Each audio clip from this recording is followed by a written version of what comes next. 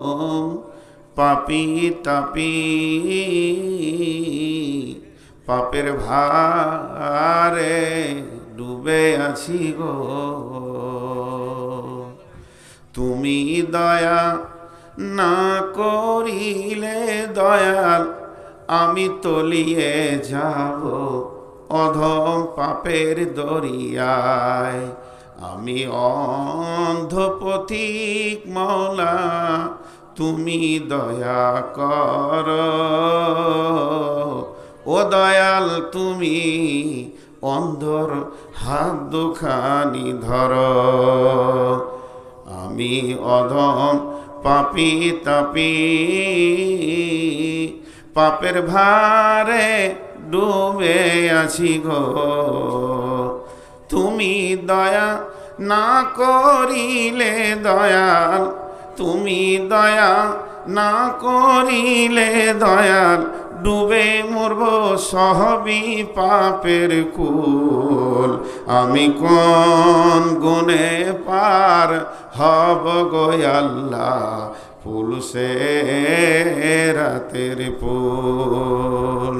জীর্ণ তরি মজা ভেবে না কাই পোল, আমি কোন গুণে পার হব গো আল্লাহ, পুলসে রাতের পুল। শ্রদ্ধেয় সুযোগ্য আজকের সবার সভাপতি, উপস্থিত আকাশের তারকা সাদৃশ্য আলেম ওলামাবৃন্দ, সামনে আমার দিনদার ইমানদার মমিন ভাই সকল, পর্দা থেকে সুন্নেওয়ালি মোমেনা মা ও বোনেরা, প্রশংসা আল্লাহর, গণগান আল্লাহর, গণকীর্তন আল্লাহর, স্তব স্তুতি ভালোবাসা তকদির হায়াত মওত রুজি জান্নাত জাহান্নাম পুলসেরাত সব কিছুর মালিক আল্লাহ।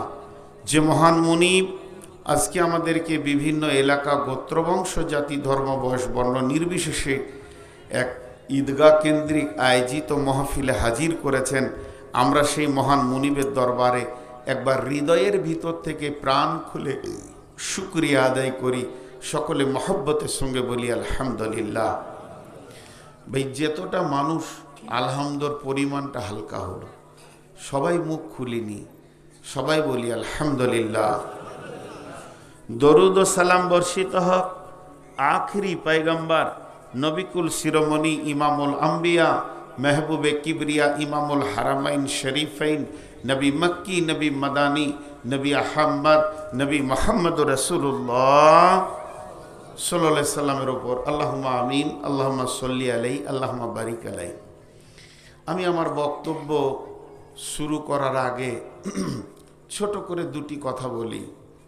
আমি ওই কমিটির প্রতি অত্যন্ত আনন্দিত, এখানকার বেশ কয়েকটি যুবক বৃদ্ধ মিলে যে এই মাহফিলটা আয়োজন করেছে, আসার পর থেকে এনাদের ব্যবহারে অত্যন্ত সন্তুষ্ট।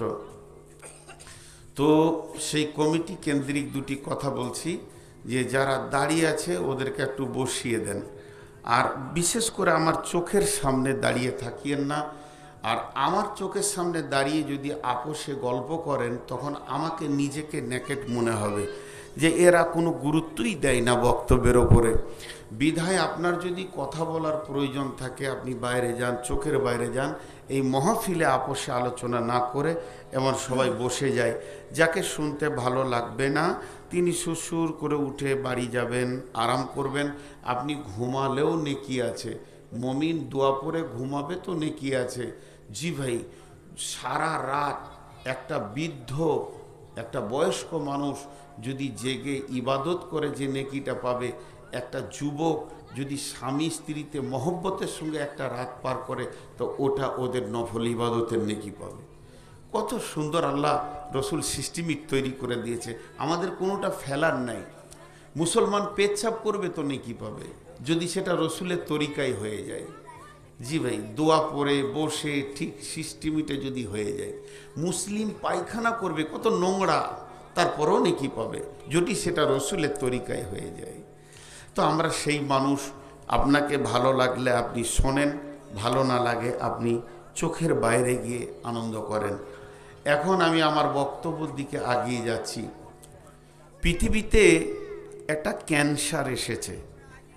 এই ক্যান্সারটা আজকে নয়, মোটামুটি 10-15 বছর থেকে ক্যান্সারটা ঢুকেছে। খুব মারাত্মক ভাইরাস হয়ে গেছে।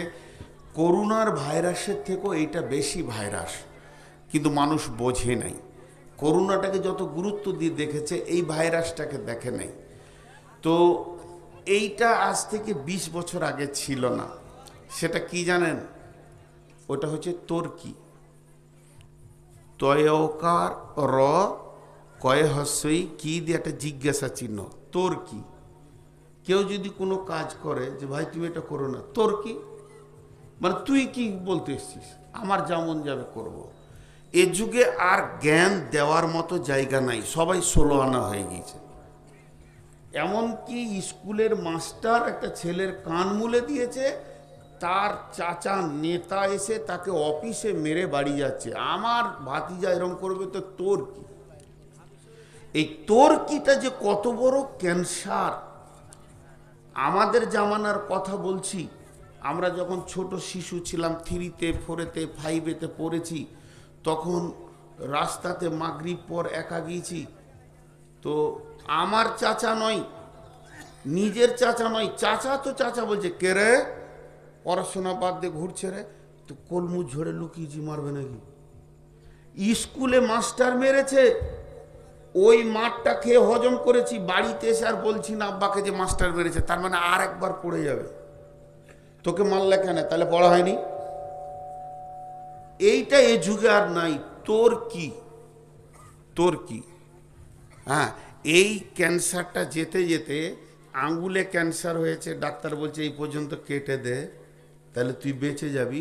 ও বলছে ওষুধ খায়, দিয়ে এই ক্যান্সারটা যেতে যেতে এই পর্যন্ত এসেছে। এরপর কি করবি? কলিজা কাটবি অর্ধেক, আর কিছু করার নাই।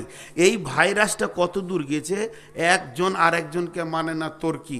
এই না মানার অভ্যাসটা মা বাপ খেয়াল করেনি, নিয়ে না খেয়াল করতে করতে আজকে ছেলেরা বাপকেও মানছে না, তোর কি। শেষ পর্যন্ত একই বিছানা কম্বলে শীতে বাস করছে, স্ত্রী স্বামীকে মানছে না, তোমার কি, আমার যেমন যাবে করো। এটা এটা এটা করোনার থেকেও ভাইরাস। এটা কঠিন ভাইরাস পৃথিবীতে এসেছে, কেউ কারো কাছ থেকে দুটি কথা শুনতে চাইছে না। অথচ কবি কি বলছেন, বিশ্বজোড়া পাঠশালা মোর, সবার আমি ছাত্র, যে যত পারবে আমাকে জ্ঞান দাও, আমি জ্ঞানকে গ্রহণ করব। জি ভাই, একজন শিক্ষিত লোক বলছেন আমি মাতালের কাছ থেকে জ্ঞান পেয়েছি। আলিম, যদি এটা গল্প ভালো করে শুনেন, এক মাতাল রাস্তায় হাঁটছে, তো এরকম টলছেও, ওর পায়ের ব্যালেন্স নেই। ওই দিক থেকে এক মৌলানা আসছে আমার মতো হতভাগা, তোকে বলছে ওই সোজা করে হাঁট। তখন ওই অবস্থাতেই বলছে, মৌলভী সাহেব আমি সোজা করে হাঁটি না হাঁটি দেখতে হবে না, আমি পড়লে তো একা পড়বো, তুমি সোজা করে হেঁটো, না হলে সমাজ পড়ে যাবে। তো মৌলভী সাহেব বলছে দারুণ জ্ঞানের কথা বললে তো, আমি পড়লে একা পড়বো, তোমার চলনের বেঁকা হলে গোটা সমাজ বেঁকে যাবে, তুমি সোজা হয়ে আগে চলো।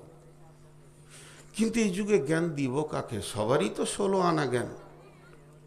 চায়ের দোকানে এক এক যখন বক্তব্য ধরে, তখন নূর মোহাম্মদ কোথায় যাবি, সব তো ফেলিওর, ব্যাদ ব্যাদ ব্যাদ ব্যাদ ব্যাদ ব্যাদ, মনে হবে যেন কথা তৈরি মেশিন, ওটা বলেই যেছে। জ্ঞান দেওয়ার জায়গা নাই, শেষ হয়ে গেছে। শিক্ষক কেউ কাউকে মানতে চাইছে না। ইমাম আহমদ বিন হাম্বলের মতো একজন ব্যক্তিত্ব সম্পূর্ণ মানুষ, তিনি একদিন একটা সংকীর্ণ রাস্তায় হাঁটছেন, আর ওই দিক থেকে একটা কুত্তা, নিকৃষ্ট মানের প্রাণী, সেও আসছে। দুই দিকে নোংরা পানি ভর্তি সংকীর্ণ রাস্তা। তো কুকুরটা এরকম তাকিয়ে আছে ইমাম আহমদ বিন হাম্বলের দিকে, কুকুরটা এরকম তাকিয়ে আছে। তো ইমাম আহমদ বিন হাম্বল বলছে, কুকুরটা আমার দিকে তাকালো, তোমার হৃদয়টা গলে গেল। তার মানে ও যেন বলতে চাইছে, মুখে কথা বলেছে, এটা বলছি না যে কুকুরের সঙ্গে কথা বলেছে, আবার এটা অন্য ব্যাখ্যায় চলে যাবে। উনি বলছেন ওনার দিকে তাকালাম, তো ওই কুকুরটা যেন বলতে চাইছে যে ইমাম সাহেব, আমি যদি নোংরাতে নামি তো আমার বুক পর্যন্ত ভিজবে, আর আপনি যদি একটা পা নামিয়ে দেন আমিও পেরিয়ে যাব, আপনিও পেরিয়ে যাবেন, পাটা ধুয়ে নেবেন। তা আমি একটা পা নামিয়ে তাকে রাস্তা দিলাম। জি ভাই, কিন্তু এখন মুশকিল হয়ে গেছে কি জানেন, একটা সংস্কৃতের গল্প আপনাদেরকে শোনাই। এখন জ্ঞান দিতে গেলে মার খেতে হবে, সংসার উচ্ছন্নে চলে যাবে, জ্ঞান কেউ নিবে না। তারপরেও অবাধ মুখ, আলিমদের কেউ রুখতে পারবে না, যেহেতু আলিমদেরকে কিয়ামত পর্যন্ত এইভাবে কথা বলতে থাকতে হবে, দিতে থাকতে হবে। তো সংস্কৃতের ঘটনাটা বলি আমি, এবার কোরআনের আয়াতের দিকে দ্রুত গতিতে এগিয়ে যাব। সংস্কৃতের ঘটনাটা কি, একটা তাল গাছে এক বাঁদর বসে আছে, প্রচণ্ড বৃষ্টি, আর তাল গাছের নিচে বাবুই পাখি বাসা করে বৃষ্টিতে ও নিজেকে শীত থেকে বাঁচিয়েছে। যখন ঝড় বৃষ্টি থেমে গেল, বাঁদর গোটা গাটা ভিজে গেছে।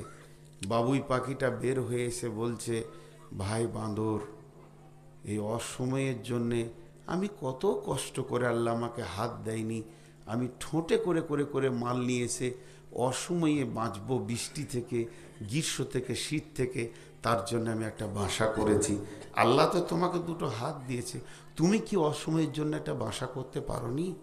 তাহলে আজকে ভিজতে হতো না। কত সুন্দর জ্ঞান দিল। কিন্তু বাঁদর কি করলো, কি বললি, এত বড় অপমান, ওর বাসাটা ছিঁড়ে ফেলে দিল, ওর বাসাটা ছিঁড়ে ফেলে দিল। এই যে বাসাটা ছিঁড়ে নিচে পড়ে গেল, এত বড় একটা ঘটনা ঘটলো, এর জন্য দোষ কার? আপনারা বলবেন বাঁদরের, ফেলাটা ঠিক হয়নি, কিন্তু আমি বলবো বাবুই পাখির, ওরই ভুল হয়েছে, জ্ঞান দিতে গেছে বাঁদরকে। বাঁদর কি জ্ঞান লেয়? জ্ঞান দিবি তো মানুষকে দে, বাঁদরকে জ্ঞান দিতে গেছে। তো এই সমাজে আমার মতো কত বাঁদর আছে, তাকে যদি ভালো জ্ঞান দিতে যান তো আপনার জান চলে যাবে, কিন্তু আল্লাহ দিচ্ছেন একটা ওসিয়ত। আজকে আমরা বাধ্যতামূলক করেছি কিছু জিনিসকে। জি ভাই, বাধ্যতামূলক করতে চাইছি। এই কথাটা না বলে থাকতে পারছি না, এটা শুনেলেন আমি নূর মোহাম্মদ মরে যেতে পারি, কিন্তু এই কথাটা শুনেলেন আমি আপনাদের হাতগুলো ধরে বলছি, 2 মিনিট লাগবে। আজকে আমার দ্বারা যদি কোনো একটা ছোট ভুল হয়ে যায়, মৌলভী সাহেব ভুল করছে রে, কেন মৌলভী সাহেব কি ফেরেশতা তোর চোখে?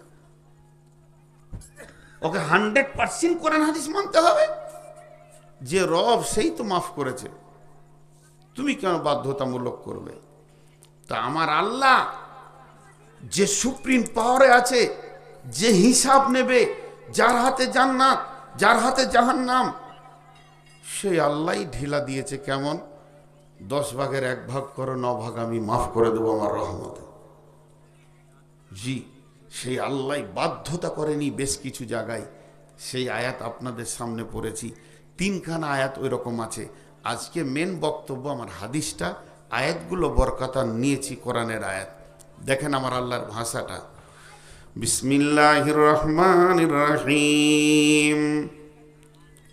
কুল তাআলাউ আতুলু মা হাররামা রব্বুকুম আলাইকুম আল্লাহ তুশরিকু বিহি শাইয়া ওয়া বিল ওয়ালিদাইনি ইহসানা ওয়া লা তাকতুলু আওলাদাকুম মিন ইমলাকিন নাহনু নারযুকুকুম ওয়া ইয়্যাহুম ওয়া লা তাকরাবুল ফাওয়াহিশা মা জাহারা মিনহা ওয়া মা বাতান ওয়া লা তাকতুলু নাফসাল্লাতী হাররামাল্লাহু ইল্লা বিল হাক্কি যালিকুম ওয়াসাকুম বিহি লাআল্লাকুম তাকিলুন যালিকুম ওয়াসাকুম বিহি লাআল্লাকুম তাকিলুন যালিকুম ওয়াসাকুম বিহি লাআল্লাকুম তাকিলুন। দুটো কথা আপনাদেরকে বলবো এই আয়াতের উপরে। একটা লোক বিড়ি খায়, মদ খায়, চুরি করে, জেনা করে, মা বাপকে ভালোবাসে না, সব নোংরামি আছে। আমি গিয়ে ওকে বলছি, ওই এগুলো করছিস কেন তুই? মারবো, থাবো তো, ঘুরিয়ে দেবো তো, দাঁত নামিয়ে দেবো, কেন বাপকে ভাত দিস না? কি হয়েছে তোর? এত করে তুই মাস্তান মনে করছিস, নিজেকে তুই ষাঁড় মনে করে নিয়েছিস, কোরআন তুই মানবি না? কি গরম আমার! শেষ ককে সবগুলোতে যেন বাধ্য করছি যে আমি চলে গেলাম, এর নাম তবলিগ নয়। আমার পরে পরে ইনি যাচ্ছেন, ইনি গিয়ে বলছে, ভাই মা বাপকে তো ভালোবাসতে হয়, আমি যেগুলো বলছি শোনো, মা বাপকে ভালোবাসতে হবে, নামাজ পড়তে হবে, হারাম ছাড়তে হবে, বিড়ি ছাড়তে হবে। যদি এগুলো বললাম, তোমার বিবেক থাকে তা বুঝে নাও, তোমার বিবেক থাকে তা বুঝে নাও। এই যে রাস্তায় আমি হেঁটে আসছি, ওখানে একটা বড় নাস্তার মানে ফাস্ট ফুডের দোকান করেছে বাম সাইডে, আসতে বাম সাইডে 5টা-6টা ইয়ং ছেলে, কত বয়স হবে, 17-18 হবে তো। মাশাআল্লাহ, খেয়েছে হয়তো কিছু, খাবে, খাওয়াটা হারাম নয়। কুলু ওয়াশরাবু ওয়ালা তুসরিফু, আল্লাহ কোরআনে বলেছে খাও, পান করো, অপচয় করিও না, হারাম খাওয়ার লাই। খাওয়ার পরে যে বিড়ি ধরিয়েছে 5 জনেতে, তো মনে হচ্ছে ফিলিস্তিনের কি আগুন দেখবেন ওটাই দেখেন। ওরা যে কোন মানুষের মানুষ! তো এদেরকে বাধ্যতামূলক, আর একটা হলো নর্মাল। তা আমার আল্লাহর ভাষাটার দিকে খেয়াল করেন। আল্লাহ এখানে 5খানা আইন বলছেন, পর পর 5টা কথা বলছেন। প্রথম নম্বরে বলছে, হে নবী, তুমি আমার গোলামদেরকে, তোমার উম্মতদেরকে বলে দাও, তারা যেন শিরকের মতো গুনাহটা না করে, আর যেন বাপ মায়ের সঙ্গে ভালো ব্যবহার করে। 3 নম্বরে নিজের সন্তানকে নিজেই যেন কতল না করে দেয়, অর্থাৎ লাইগেশন যেন না করে। 4 নম্বরে যেখানে ফাহেসা কাজ হবে, নোংরামি হবে, ওই জায়গায় যেন আমার গোলামকে দেখতে না পায়। আর 5 নম্বরে বললেন, খবরদার মানুষ হয়ে যেন মানুষকে মার্ডার না করে। এই 5টা কথা আল্লাহ বললেন। 5টাই বড় বড় গুনাহ ছাড়ার কথা বলছেন, আর 5টাই মারাত্মক ডেঞ্জারাস আপনার কিনা কেসের কথা বললেন, সাংঘাতিক সাংঘাতিক গুনার ব্যাপারে বললেন। শেষকালে আল্লাহর ভাষাটা কত মিষ্টি, যালিকুম ওয়াসাকুম বিহি, যালিকুম এই জন্যই তোমাদেরকে ওসিয়ত করছি, ওয়াসাকুম বিহি লাআল্লাকুম তাকিলুন, যদি তোমাদের বিবেক থাকে তো বুঝে না। আমি তোমাদেরকে 5টা কথা বললাম, বিবেক থাকে তো বুঝবি। ছেলে বেটাকে ছেলেকে আব্বা বলছে, বেটা রাতে একসঙ্গে ভাত খেতে দে, বলছে বেটা রে, ওই তো ওর বাপ ডাকাচ্ছিল, ছেলেটাও ভালো লাগে, ওর সাথে ঘুরিস না বাবা, আর ও যেখানে সেখানে ওর সাথে যাস না, পড়াশোনাটা ভালো করে কর। ভালো কথা বলছি, মানবি তো মানবি, বিবেক থাকে তো বুঝবি। আল্লাহ ওইটাই বলছে, বুঝবি। যেদিন তোদের বুঝার ক্ষমতাটা আসবে, সেদিন তোরা আল্লাহকে বলবি, আল্লাহ ছেড়ে দাও, আমল করে আসি, কিন্তু আর দ্বিতীয় চান্স পাবি না, আর দ্বিতীয় চান্স পাবি না। দেখেন আল্লাহ আবার 5টা কথা বলছেন, ওয়ালা তাকরাবু মালাল ইয়াতীমি ইল্লা বিল্লাতি হিয়া আহসান হাত্তা ইয়াবলুগা আশুদ্দাহু ওয়াফুল কাইলা ওয়াল মিজানা লা নুকাল্লিফু নাফসান ইল্লা উসাহা ওয়া ইযা কুলতুম ফাদিলু ওয়ালাউ কানা দা কুরবা ওয়া বিআহাদিল্লাহি আফু যালিকুম ওয়াসাকুম বিহি লাআল্লাকুম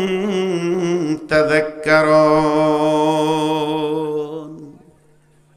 প্রথম কথাটা ওর বাপ কি বললে, তোর যদি বিবেক থাকে তো আমার কথাগুলো বুঝবি। পরে আবার বলছে, খবরদার অমুকের বেটিকে বিয়ে করিস না, ওই বংশে যাস না, মেয়েটা ভালো লয়। যে শেষকালে কি বলছি জানেন, আমার কথাটা স্মরণ রাখিস তো কাজে লাগবে। প্রথমটা বললে বিবেক থাকলে বুঝবি, আর দ্বিতীয়টা বললে আমার কথাটা স্মরণ রাখলে তোর কাজ আসবে। আল্লাহ এটাতে বলছেন যালিকুম ওয়াসাকুম বিহি লাআল্লাকুম তাযাক্কারুন।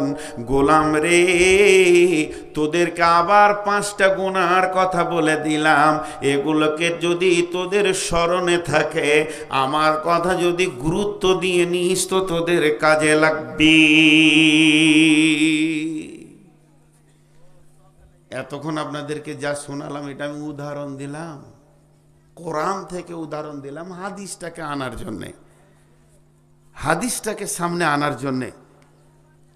এখন একটা ছোট্ট কথা বলবো অল্প সময়ে, 1 মিনিটের জন্য। সেই কথাটা কি, মানুষটার যেমন মূল্য, তার কথার সেরকম ওসিয়তের মূল্য।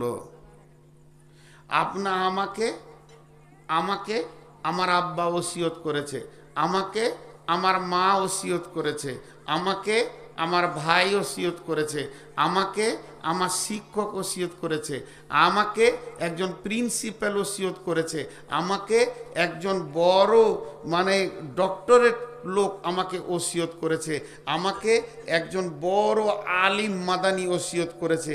যে লোকটা যেমন দাম, তার ওসিয়তটা, তার কথাটা অত গুরুত্ব। তাহলে আল্লাহর যত মূল্য, আল্লাহর কথাটা অতটাই মূল্য। আল্লাহর কথার গুরুত্ব আল্লাহকে যেমন দিয়েছি ওই রকম দিতে হবে। আর আজকের এই ময়দানে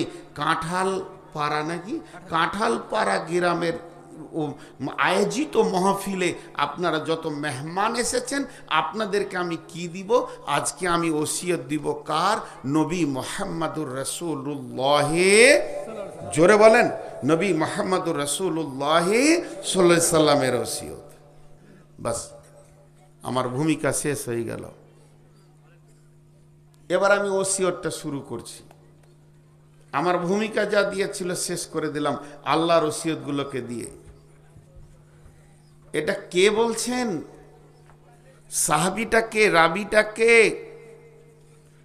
রাবিটার নাম হযরতে মুআজ বিন জাবাল। যতগুলো হাদিসে সাহাবী রাবিদের নাম এসেছে, ইনি একজন বিখ্যাত সাহাবী। ইনি শুধু সাহাবী নয়, ইনি রসুলের সাহাবীদের ভিতরে যত মুফাসসির ছিলেন, যত আলিম ছিলেন, তাদের ভিতরে একজন বড় অন্যতম শিক্ষিত পণ্ডিত মানুষ। ইনি হলেন মুআজ বিন জাবাল। কোন মুফাসসিরিন বলেন যে হাদিসে এটাও পাওয়া গেছে, কঠিন কিয়ামতের দিনে সমস্ত আলিমগুলোকে যেখানে জমা করা হবে, সেই জমা করা আলিমদের ভিতরে মুআজ বিন জাবাল থাকবে, এবং সেই আলিমদের ভিতরে ইনাকে রাখা হবে। সমস্ত জান্নাতি আলিমগুলো এক জায়গায় জমা হবে। মাওলানা মুফতি মুহাদ্দিস ইমাম হযরত, তাদের একে নেতা বানানো হবে, এবং এর হাতে ঝান্ডা থাকবে, এর হাতে পতাকা থাকবে। আর এই লোকগুলিকে নিয়ে মুআজ বিন জাবাল জান্নাতে যাবে। ইনি এমন একজন বিখ্যাত সাহাবী। মুআজ বিন জাবাল বলছেন, উনি বলছেন, আউসানি রাসূলুল্লাহ সাল্লাল্লাহু আলাইহি ওয়াসাল্লাম বিআসরি কালিমাতিন। হে পৃথিবীর মানুষ, তোমরা শোনো, পৃথিবীতে যেটা অদ্বিতীয় মানুষ, যার ওপরে আর কোনো মানুষ হয় না, যাকে মিসাল দিতে গেলে অন্য মানুষের সঙ্গে হবে না, তার মিসাল তিনি নিজে। তিনি কত বড় ব্যক্তিত্ব সম্পূর্ণ মানুষ, আল্লাহর আরশ পর্যন্ত যিনি গেছেন, আর তার আর কত বড় ব্যক্তিত্ব, 7 তবক আসমানকে ভেদ করে আরশে মহল্লা পৌঁছিয়েছেন।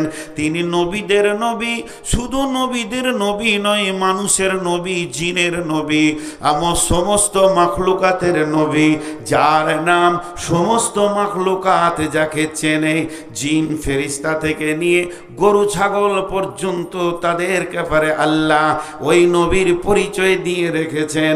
তিনি এত ব্যক্তিত্ব সম্পন্ন মানুষ, পৃথিবীর তিনি অদ্বিতীয় মানুষ, তিনার মতো তিনার আগেও কেউ ছিল না, তিনার মতো তিনার পরেও কেউ থাকবে না, কিয়ামত পর্যন্ত নবী আসবেন না।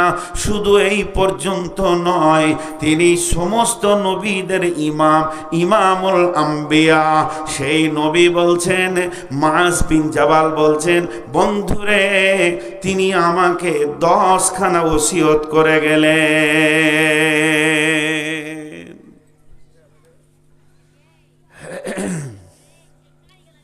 আজকে সেইগুলো আপনাদেরকে শোনাবো, আমিও নিজে শুনবো। ওসিয়তগুলো কত মূল্য হবে। এধারে কে জালসা করছে? মেয়েদের ভিতরে কোনো বক্তা আছে? ভালো বক্তা আছে তো ওকে একটা মাইক দিয়ে দাও। কথা মুখ বন্ধ হবে, মাথা খারাপ। বাংলাদেশে এক মাস্টার স্কুলের স্টেজে এসে আমাকে এমনি করে বলছে, মৌলানা মেয়েগুলা চিল্লাইছে, চুপ করিয়ে দেন। তো বললাম, আপনার বিয়ে হয়েছে? ও বিচারা চুপ হয়ে গেছে। বিয়ে যদি হয়ে থাকে তাহলে জিনিসটা কি আপনি জানেন? এই তো পরের বউ, আমার নিজের বউকে আমি চুপ করাইতে পারি না। ও 20টা বলবে তবেই চুপ হবে। আপনারা কত সম্মান দিচ্ছেন হুজুর হুজুর বলে। এখানকার মেয়েরা আমাকে দেখলে রাস্তা ছেড়ে দিচ্ছে যে বড় হুজুর আছে। আর আমার বিবি যে কত ঝগড়া করে নিলে আসরের সময়, মোবাইলেই মনে হচ্ছে আমাকে খেয়ে নেবে। ও খালি বাইরে বাইরে ঘুরেন। এই বাংলাদেশ থেকে এলেন, আবার মালদা চলে গেছে, কেন বাড়িতে থাকা হয় না? 2-10 দিন ফাঁকা রাখে যায়, নসিব খারাপ। একজন বড় লেখক, কোরআন হাদিসের দিগ্গজ পণ্ডিত, বিরাট বড় মুফাসসির, তিনাকে একজন জিজ্ঞাসা করছে যে আপনার বিবির সতীন আছে? তো বলছে আছে। বলে কে?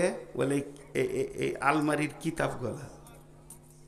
এগুলো আবার কি করে সতীন হল? বলে রাতটা তো ওয়ার, তো এইটা আমি বেশি সময় লাগাই। তো আমার বিবির সতীন হলো জালসা। জালসা হলে ওর রাত ফাঁকা গেল, জালসা হলো না তো ও আমাকে পেলে, তো ওর সতীন হতে জালসা। জালসা বললি তখন গা গরম। যদি বলা হয় যে ফোন করেছে, ডায়েরিটা দাও, তো কিসের ডায়েরি? বলো যে ফাঁকা নাই। জানেন ঘরের খবর, আর কি বলবো রে ভাই, ইউটিউবে প্রচার হয়ে যাবে। তো ও মুখ বন্ধ করবে, ওর স্বামীর জান জ্বালিয়ে রেখেছে। ও যে কার বিবি আল্লাহ জানে। ওই লোকটাকে পেলে 2টো জিলাপি খাইতাম, সারা জীবন ও জ্বলে আছে যে হারে ভাই, আমি 3 মিনিটে যদি এত কষ্ট পাই, তুই আছিস কি করে এই চোপাতে? আল্লাহ মাফ করুন। তো রাসূলুল্লাহ সাল্লাম কটা ওসিয়ত করলেন? হাজি ভাই আপনারা মরা না জীবিত? এক্ষুনি যদি টিকিট পান আর ভিসা পান, কে কে ফিলিস্তিন যাবেন হাত তুলেন। আমি যাব 1 নম্বরে। মাশাল্লাহ মাশাল্লাহ মাশাল্লাহ, খুশি হলাম খুশি হলাম। আর বাকি কটা কি বসে আছেন? মেয়ে, আমার মনের প্রতিনিয়তি আকাঙ্ক্ষা হচ্ছে খালি টিকিট আর ভিসা দিয়ে দেখ। জি, খবরদার না, ভয় করিয়েন না। তো যাই হোক, যে কথা আপনাদের সামনে বলছি, একটুকু আওয়াজ দেন। আরে বক্তা তো আপনারাই, আপনারা আমাকে যেমন করে চালিয়ে নেবেন, এখনই যদি পালিয়ে যান সবাই, বাস আমার যা ছিল সব শেষ হয়ে যাবে। হ্যাঁ, অতএব একটু করে হাঁচা দেবেন। তো রাসূলুল্লাহ সাল্লাম আমাদেরকে কটা ওসিয়ত করে গেছেন? 10টা। মাশাআল্লাহ। নাম্বার 1, প্রথম নাম্বারটা আল্লাহর নবী বলছেন, লা তুশরিক বিল্লাহি শাইয়া ওয়া ইন কুতিলতা আও হুররিকতা। শব্দ আরবিতে 2টি ব্যবহার করেছে। ওয়া ইন মানে যদি, কুতিলতা হুররিকতা, আও মানে এবং, ইন কুতিলতা আও হুররিকতা, যদি তোমাদেরকে কেটে পিস বানিয়ে দেওয়া হয়, কিংবা জীবিত গায়ে তেল দিয়ে আগুন ধরিয়ে পুড়িয়ে দেওয়া হয়, তারপরেও তোমরা আল্লাহর সঙ্গে কাউকে শরীক করিও না। জি, আজকে আমরা কোথা বাস করছি বলেন? ভারতলায়, বদরে। এটা বদরের প্রান্তে আছি আমরা। কোন সময় লাগবে কোনো ঠিক আছে বলেন? কথাটা ঠিক না ভুল? কোন সময় লাগবে কোনো ঠিক আছে? বলছে জয় শ্রীরাম বল, জোর করে ধরে।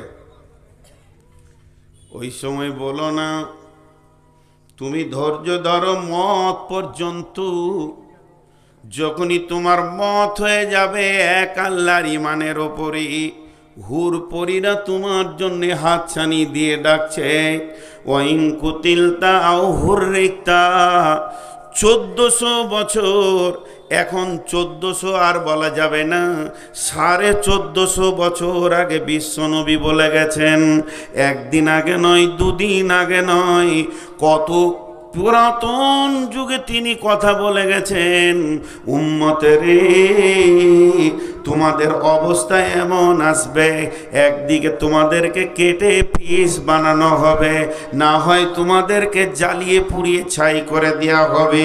যেটা চলছে ফিলিস্তিনের ময়দানে, বোম দিয়ে জ্বালানো হচ্ছে, পেট্রোল দিয়ে জ্বালানোটাও জ্বালানো, তেল দিয়ে জ্বালানোটাও জ্বালানো, কেরোসিন দিয়ে জ্বালানোটাও জ্বালানো, বারুদ দিয়ে জ্বালানোটাও জ্বালানো। তা আল্লাহর নবী বলছেন, খবরদার ওই অবস্থায় তুমি ঈমানকে রাখবি। আপনারা ফেসবুক দেখছেন না? আমি একটা ছেলেকে দেখলাম, কত বয়স হবে, 10-12 বছর। এইখানটা গোটা পুড়ে শেষ হয়ে গেছে, বুকের ওপরে রক্ত। ওরই বয়সের কাছাকাছি ওর একটা ভাই পাশে রয়েছে, তোকে আরবিতে বলছে, ভাই শহীদ হচ্ছিস, আল্লাহ বল, আল্লাহ বল, আশহাদু আল্লাহ বল। তো হালকা করে আশহাদু আল্লাহ বলছে।